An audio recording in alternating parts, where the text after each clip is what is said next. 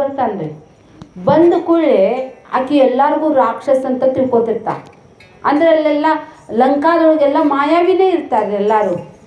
ಅವರೆಲ್ಲ ಮಾಯಾವಿ ಇದು ಒಂದು ರೂಪ ತೊಗೊಂಬಂದಾರ ನೋಡು ಅನ್ಕೊಂಡಿರ್ತಾರ್ರಿ. ಆವಾಗ ಆ ಹನುಮಂತ ತ್ರಿಜಟ ಇರ್ತಾಳಲ್ರಿ, ಆಕಿ ಸೀತಾಗ ತನ್ನ ಒಂದು ಸ್ವಪ್ನ ದೃಷ್ಟಾಂತವನ್ನು ಹೇಳ್ತಿರ್ತಾ. ನನ್ನ ಸ್ವಪ್ನದಲ್ಲಿ ಇವತ್ತು ಒಂದು ಮಂಗ್ಯ ಬಂದಿದೆ, ಅದು ನಿನ್ನ ಗಂಡನ ಕಡೆಯಿಂದ ದೂತಾಗಿ ಬಂದಿದೆ, ಅದರಿಂದ ನಿಂದ ಬಿಡುಗಡೆ ಆಗೋದನ್ನು ನಾನು ನೋಡಿದೆ ಅಂತ ಹೇಳ್ತಾ. ಅಂದ್ಕೊ ಹನುಮಂತ ಹ್ಯಾಂಗೆ ಹೇಳ್ಬೇಕಪ್ಪ ಅನ್ಕೊಂತನ ಕುಂತಿರ್ತಾನೆ. ಅವಾಗ ಅನ್ನಿಸ್ತೈತೆ ಅವನಿಗೆ ಎಲ್ಲ ರಾಮನ ಕಥಿನ ಇದು ಅಂತೇಳಿ. ಹಮಾರೆ ಸಾತ್ ಶ್ರೀ ರಘುನಾಥ್ ತೋ ಕಿಸ್ ಬಾತ್ ಕಿ ಚಿಂತಾ. ನನ್ನ ಜೊತೆಗೆ ರಾಮನಿದ್ದಾನೆ, ರಾಮನಲ್ಲಿರುವನೋ ಅಲ್ಲೇ ಹನುಮನಿದ್ದಾನೆ, ನಂದು ಕೆಲಸ ಚಲೋ ಮಾಡಿದ ತಡಿ ಅಂತೇಳಿ ಆ ಸೀತಾ ಒಂದು ಕಡೆ ಕೆಳಗೆ ಟನ್ ಅಂತ ಬಂದು ನಿಂದಿರ್ತಾನೆ. ಆಕಿ ನೋಡ್ತಾಳೆ, ಯಾರು ನೀನು ಅಂತಾಳ್ರಿ ಆಕಿ. ಅವಾಗ ಅವ್ನಿಗೆ ಅನ್ನಿಸ್ತೈತಿ, ಖರೆ ನೋಡಿ ನಾನು ಅಂಜನಿ ಪುತ್ರ ಅಂತ ಹೇಳ್ತಾನೆ. ಅಂಜನಿ ಪುತ್ರ, ನಿನ್ನ ಅಮ್ಮನ ಹೆಸರು ಬಿಡು, ನೀ ಯಾರು ಹೇಳು ಅಂತ ಹೇಳ್ತಾ. ಅವಾಗ ಅವ್ನಿಗೆ ಗೊತ್ತಾಗ್ತೈತಿ, ನಾನು ಯಾರಂತ ತಿಳ್ಕೊಳ್ಳಾರ್ದ ಎಲ್ಲವನ್ನು ತಿಳಿದರೆ ಏನೂ ತಿಳಿಯಲಾರ್ದಂತನರಿ. ನಾನು ಯಾರು ಅಂತ ಕೇಳ್ತಾ ಇದ್ದಾಳೆ. ಈಕಿ ಸಾಕ್ಷಾತ್ ಗುರು ಇದ್ದ ಅಂತೇಳಿ ಸಾಷ್ಟಾಂಗ ಹಾಕ್ತಾನ್ರಿ ಅವ.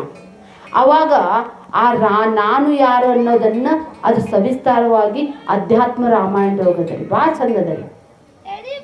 ಮನೋಬುದ್ಧ ಅಹಂಕಾರ ಚಿತ್ತಾನಿ ನಾಹಂ न च श्रोत्र जिह्वे न च घ्राण नेत्रे न च व्योम भूमिर् न तेजो न वायुः चिदानंद रूपः शिवोहಂ ಶಿವೋಹಂ.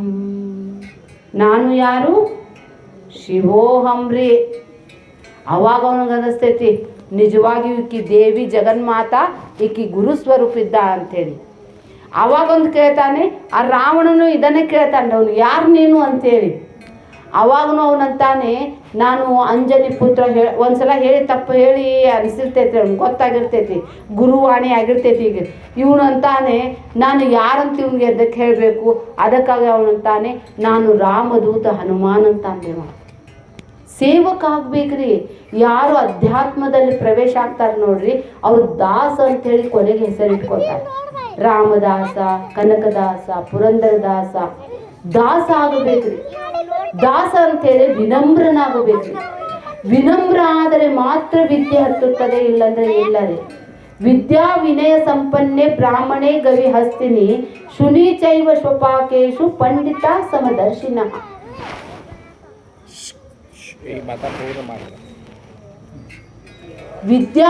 ವಿದ್ಯಾ ದದಾತಿ ವಿನಯಂ, ವಿನಯಂ ದದಾತಿ ಪಾತ್ರತಾ, ಪಾತ್ರತಾ ದದಾತಿ ಸ್ಥಾನಂ, ಯೋಗ್ಯತಾ, ಯೋಗ್ಯತಾ ದದಾತಿ ಸ್ಥಾನಂ ಅಂತ ಹೇಳ್ತಾರೆ. ವಿದ್ಯಾ ವಿನಯ ಸಂಪನ್ನೆ, ವಿನಯ ಸಂಪನ್ನನ ಲಕ್ಷಣ ನಾನು ದಾಸ ಅಂತ ಹೇಳ್ತಾನೆ. ಅದಕ್ಕಾಗಿ ನಮ್ಮ ಭಾರತ ದೇಶದ ಅನೇಕ ಚಿಕ್ಕ ಪುಟ್ಟ ಕಥೆಗಳಲ್ಲಿಯೂ ಕೂಡ ಎಷ್ಟೋ ನಾವು ತಿಳ್ಕೊಳ್ಳುವಂಥದ್ದು ಭಾಳ ಅದ ರೀ. ಅಲೆಕ್ಸಾಂಡರ್ ರೀ, ಅರಿಸ್ಟಾಲ್ ಹೇಳ್ತಾನೆ, ಹೋಗ್ಬೇಡ ಅಲ್ಲಿ ಭಾರತದೊಳಗೆ ಜ್ಞಾನಿ ಊರಪ್ಪ ಅಂತಂದ್ರು ಸಹಿತ ಬಂದ ಬಿಡ್ತಾನೆ, ಗೆಲ್ತಾನೆ, ಎಲ್ಲ ಮಾಡ್ತಾನೆ. ಕೊನೆಗೆ ಅವ್ನಿಗನಿಸ್ತೈತಿ, ಎಷ್ಟಿದ್ರು ಏನು ಬಿಡು ಅಂತೇಳಿ. ಅಲ್ಲೇ ಒಂದು ಒಣಗಿರುವಂತಹ ಚಿಗರೆಯ ಚರ್ಮ ಬಿದ್ದಿರ್ತೈತಿ. ಅವನಲ್ಲಿ ಬಂದು ನಿಂದಿರ್ತಾನೆ. ಅವ್ರ ಗುರು ಹೇಳ್ತಾನೆ, ಒಂದು ಬಾಸುರಿ ಗೀತಾ ಋಗ್ವೇದ ಏಕ್ ಜ್ಞಾನಿಕೋ ಸನ್ಯಾಸಿಗೆ ತೊಗೊಂಬರ್ಬೇಕಂತ ಹೇಳ್ತಾನೆ. ಹ್ಞೂ ಅಂದಿರ್ತಾನೆ. ಅವನು ಬಾಸೂರಿ ಅಂತ ಹೇಳಿದ್ರೆ ಒಂದು ಕೊಳಲು ತೊಗೊಂಡಿರ್ತಾನೆ, ಒಂದು ಭಗವದ್ಗೀತಾ ತೊಗೊಂಡಿರ್ತಾನೆ, ಋಗ್ವೇದನು ಸಹಿತ ಭಾರಿ ಹರಸಾಹಸ ಮಾಡಿ ತೊಗೊಂಡಿರ್ತಾನೆ. ಒಬ್ಬ ಸನ್ಯಾಸಿಗೆ ತೊಗೊಂಡು ಹೋಗ್ಬೇಕಂತೇಳಿ ಬಂದಿರ್ತಾನೆ. ಆ ಸನ್ಯಾಸಿನೂ ಕೂಡ ಒಂದು ವಿಶಾಲವಾಗಿರುವಂತಹ ಕೆರೆಯ ಬದಿಯಲ್ಲಿ ಕೂತಿರ್ತಾನೆ. ಆ ಕೆರೆಯ ಬದಿಯಲ್ಲಿ ಕೂತಾಗ ಬೆಳಗಿನ ಜಾವಕ್ಕೆ 6:30ರಿಂದ 7 ಗಂಟೆ ಒಳಗೆ ಅವನು ಬರೇ ಕೌಪಿನದ ಮೇಲೆ ಕೂತಿರ್ತಾನೆ. ಅತಿ ಚಳಿಗಾಲ ಇರುತ್ತದೆ. ಅಲ್ಲಿ ಎಳೆ ಬಿಸಿಲಿಗೆ ತನ್ನನ್ನು ತಾನು ಒಡ್ಡಿಕೊಂಡು ನಿರಾಯಾಸವಾಗಿ ಆನಂದವಾಗಿ ಗುಣಗುಣಿಸ್ತಾ ಕೂತಿರ್ತಾನೆ ರೀ. ಆವಾಗ ಅಲೆಕ್ಸಾಂಡರ್ ಹೇಳ್ತಾನೆ, ಕುದುರೆ ಮೇಲೆ ಕುಂತ ಇವನಿಗೆ ಅವನಿಗನ್ನ ಅವ್ನಿಗೆ ಕರ್ಕೊಂಬ ಅಂತ ಹೇಳ್ತಾನೆ. ಅವಾಗ ಅವನ ಮಂತ್ರಿ ಹೇಳ್ತಾನೆ, ಬರಬೇಕಂತ ನಮ್ಮ ರಾಜನ ಆಜ್ಞೆ ಆಗೈತೆ ಅಂತೇಳಿ. ನನಗೆ ಯಾರು ರಾಜ ಇಲ್ಲ, ಇರೋ ಒಬ್ಬನ ರಾಜ ಪರಮಾತ್ಮ ಒಬ್ಬನ ಮಹಾರಾಜ್ ತೂ ಬನಾ ಮಹಾರಾಜ್, ಅವನೊಬ್ಬನೇ ಮಹಾರಾಜ, ಉಳ್ಕಿದವ್ರು ನನಗೆ ಯಾರೂ ಸಂಬಂಧ ಇಲ್ಲ ಹೋಗಂತ. ಇಷ್ಟು ಸೊಕ್ಕ ಅಂಥೇಳಿ ಅವ್ನು ತನ್ನಂತ ಜಿಗಿದ ನಿಂದಿರ್ತಾನೆ. ಅವಾಗ ಅವನಂತಾನೆ, ನಾನು ಜಗತ್ತಿನ ಸಾಮ್ರಾಜ್ಯ ಚಕ್ರವರ್ತಿ ಅಲೆಕ್ಸಾಂಡರ್ ನಾನು ಅಂತ ಹೇಳ್ತಾನೆ. ನಿನ್ನ ಸಾಮ್ರಾಜ್ಯಪತಿ ನೋಡಲ್ಲ ನಿಂತಿದ್ದ ಜಾಗ ನೋಡಿ, ನೀನು ಅಲ್ಲೇ ಒಂದು ಚಿಗಿರೆ ಚರ್ಮ ಒಣಗಿ ಬಿದ್ದಿರ್ತೈತಿ. ಅವನು ಅಲ್ಲೇ ನಿಂತು ಕೂಡಲೇ ಅದು ಒಂದು ಕಡೆ ಎದ್ದಿರ್ತೈತಿ. ಅವಾಗ ಅವನಂತಾನೆ, ನೀ ಇಲ್ಲಿ ನಿಂತು ಅಲ್ಲೇ ಎದ್ದು ನಿಂತೈತಿ, ಅಲ್ಲೇ ನಿಂತು ಇಲ್ಲಿ ಎದ್ದು ನಿಂತಿರ್ತೈತಿ. ನೀ ನಿಂತಿದ್ದ ಜಾಗ ಬೀಡು, ಈಗ ಇಲ್ಲಿ ಇದ್ದೀಯಲ್ಲ, ನಿನ್ನ ದೇಶದೊಳಗೆ ಎಲ್ಲರೂ ಜನರು ಬಂಡೆದ್ದಿದ್ದಾರೆ, ಅವರೆಲ್ಲ ನಿನ್ನದು ರಾಜ್ಯವ ನಿನ್ನ ಕೈಲಿಂದ ಹೋಗಾಕತ್ತೈತಿ, ಅಲ್ಲಿ ಹೋಗಿ ನೀನು ಅಂತ ಹೇಳ್ತಾನೆ. ಅವಾಗ ಅವ್ನಿಗೆ ಖರೆ ನೋಡು ಅಂತ ಹೇಳ್ತಾನೆ. ಇಲ್ಲ ನನ್ನ ಗುರು ನಿಮಗೆ ಕರ್ಕೊಂಬ ಅಂದಾನೆ, ಬರ್ರಿ ಅಂತ ಹೇಳ್ತಾನೆ. ಇಲ್ಲ ಬರೋಂಗಿಲ್ಲ ಅಂತಾನೆ. ಬರಬೇಕು ಅಂತ ಸಿಟ್ಟು ಮಾಡ್ತಾನೆ. ನೀ ಸಿಟ್ಟು ಮಾಡಿದ್ರು ಬರೋಂಗಿಲ್ಲ ಅಂತ ಹೇಳ್ತಾನೆ. ಇನ್ನೂ ಸಿಟ್ಟು ಮಾಡಿ ಇದನ್ನು ತೆಗೆದುಕೋ ಅವನಂತ. ನೈನಂ ಚಿಂದಂತಿ ಶಸ್ತ್ರಾಣಿ ನೈನಂ ದಹತಿ ಪಾವಕ ನ ಚೈನಂ ಕ್ಲೇದಯಂತಾಪ ನ ಶೋಷಯತಿ ಮಾಡ್ತಾ. ಅವನು ಹೆದರಂಗೇ ಇಲ್ಲ. ಅವಾಗ ಅವನಂತಾನೆ, ಬರ್ತೀವೋ ಇಲ್ಲ, ಇದು ನಂದು ಆರ್ಡರ್ ಅಂತ ಹೇಳ್ತಾನೆ. ಅವನಂತಾನೆ, ನಿನ್ನ ಆರ್ಡರ್ ನಾ ಅಂತ ಕೇಳಿ ನೀನು ನನ್ನ ದಾಸಿಯ ದಾಸನಾಗಿದ್ದಿ ಅಂತ ಹೇಳ್ತಾನೆ. ಅದೇ ಹಂಗೆ ಅಂತ ಕೇಳ್ತಾನೆ. ಕ್ರೋಧ ನನ್ನ ದಾಸಿಯಾಗಿದೆ, ಆ ಕ್ರೋಧದ ದಾಸ ನೀನಾಗಿದ್ದಿ ನೋಡು ಅಂತ ಹೇಳ್ತಾನೆ. ಅವಾಗ ಅವನು ಎಷ್ಟು ಸಮಜಾಯಿಸಿ ಹೇಳ್ತಾನೆ, ಬಾರ್ರಿ. ಆಮೇಲೆ ಸೌಮ್ಯ ರೀತಿನಿಂದ ಹೇಳ್ತಾನೆ, ನಿಮಗೆ ಕರ್ಕೊಂಡು ಹೋಗಿ ನನ್ನ ಅರಮನೆಯಲ್ಲೇ ಇಟ್ಕೋತೀನಿ, ನಿತ್ಯವೂ ನಿಮ್ಮದು ಸೇವೆ ನಾನು ಮಾಡ್ತೇನೆ, ನಿಮಗೆ ಬಂಗಾರದ ಮಂಚದ ಮೇಲೆ ಮಲಗಿಸ್ತೇನೆ, ರೇಷ್ಮೆಯ ಹಾಸಿಗೆ ಕೊಡ್ತೇನೆ, ನಿಮಗೆ ನಾನು ಕೈಯಾರೆ ಊಟ ಮಾಡಿಸ್ತೇನೆ, ಬರ್ರಿ ಅಂತ ಹೇಳ್ತಾನೆ. ಆವಾಗ ಅವನು ಹೇಳ್ತಾನೆ, ಆ ನದಿಯ ದಂಡೆಯ ಪಕ್ಕದಿಂದ ಒಂದು ಆಮೆ ಹೋಗ್ತಾ ಇರ್ತೈತಿ, ಕೆಸರೆಲ್ಲ ಮೆತ್ಕೊಂಡಿರ್ತೈತಿ, ಅದು ಅನಾಯಾಸವಾಗಿ ಆನಂದವಾಗಿ ಹೋಗ್ತಿರ್ತೈತಿ. ಆವಾಗ ಸನ್ಯಾಸಿ ಹೇಳ್ತಾನೆ ಅಲೆಕ್ಸಾಂಡರ್ಗೆ, ಆ ಆಮೆಯನ್ನು ತೆಗೆದುಕೊಂಡು ಹೋಗು, ನಿನ್ನ ಇದಕ್ಕೆ ಅರಮನೆಯಲ್ಲಿ ಇಟ್ಟುಕೋ, ಬಂಗಾರದ ಮಂಚ ಮಾಡಿಸ್ಕೊ, ಅದರ ಮೇಲೆ ರೇಷ್ಮೆ ವಸ್ತ್ರ ಇಡು, ಅದರ ಮೇಲೆ ಇದನ್ನು ಇಟ್ಟು ಬಂಗಾರದ ತಟ್ಟೆಯಿಂದ ಮಂಗಳಾರತಿ ಮಾಡು, ಮುಖಕ್ಕೆ ಮಂಗಳಾರತಿ ಮಾಡು, ಎಲ್ಲರೂ ಕೂಡಿ ಆರತಿ ಮಾಡಿ ಅದಕ್ಕೆ ಊಟವನ್ನು ನಿನ್ನ ಕೈಯಾರೆ ತಿನ್ನಿಸಿದ್ರೆ ಅದಕ್ಕೆ ಸುಖ ಅದನೋ ಇಲ್ಲ ರೊಜ್ಜಿನಲ್ಲಿನ ಆನಂದ ಅದು ಅಂತ ಕೇಳ್ತಾನೆ. ಅಷ್ಟು ಗೊತ್ತಾಗಂಗಿಲ್ಲನ್ರಿ, ರೊಜ್ಜಿನಾಗ ಆರಾಮದಕ್ಕೆ ಅಂತ ಹೇಳ್ತಾನೆ. ಹೇಗೋ ಹಾಗೆ ನನಗೂ ಸಹಿತ ನನ್ನ ದೇಶವೇ ಇಷ್ಟ, ನನ್ನ ಜನನಿ ಜನ್ಮಭೂಮಿ ಸ್ವರ್ಗ ಸೇ ಮಹಾನ್ ಹೈ.